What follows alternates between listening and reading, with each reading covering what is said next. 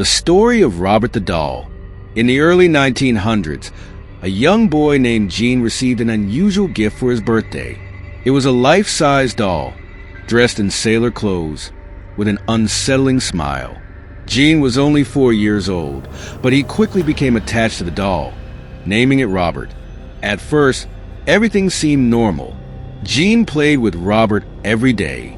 He even made a small room for the doll and treated it like his best friend. But then, things started to change.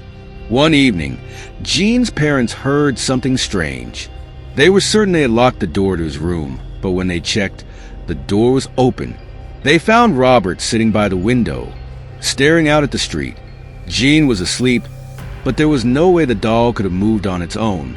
The next day, the same thing happened. Robert had shifted positions in Gene's room, sitting in a completely different corner. And that wasn't all. Gene began to hear whispers at night, whispers that seemed to come from the doll. Sometimes, it sounded like laughter, childish, sinister laughter. But the most terrifying part was yet to come. One day, Gene's parents noticed something even stranger. Whenever something went wrong in the house, like a glass breaking or a lamp falling over, Gene would point to Robert and say, "It was him. Robert did it." No one else saw the doll move, but they couldn't shake the feeling that something was wrong. As weeks passed, more strange occurrences followed. Neighbors began reporting that they saw Robert in the window, even when the family wasn't home. Some said the doll's eyes seemed to follow them wherever they went.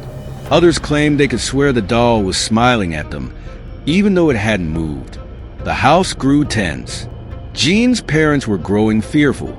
They couldn't understand how a doll could cause so much trouble. Desperate, they locked Robert in the attic. But soon after, even more horrifying events occurred.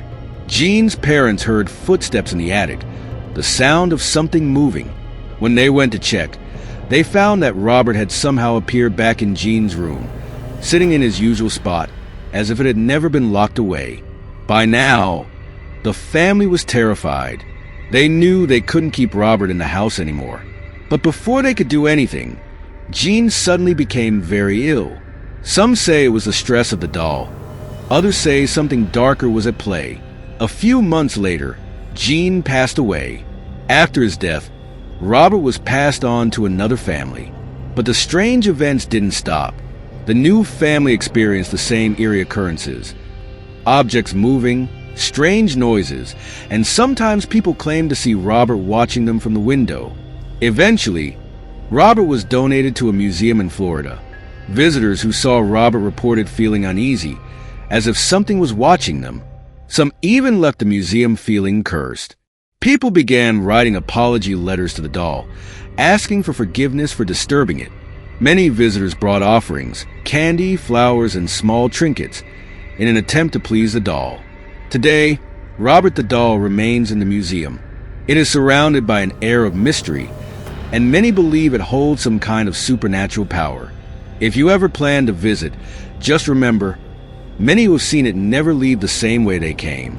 And if you ever feel an overwhelming urge to apologize to the doll, well, perhaps that's a sign you shouldn't ignore. Conclusion: the story of Robert the doll remains shrouded in mystery.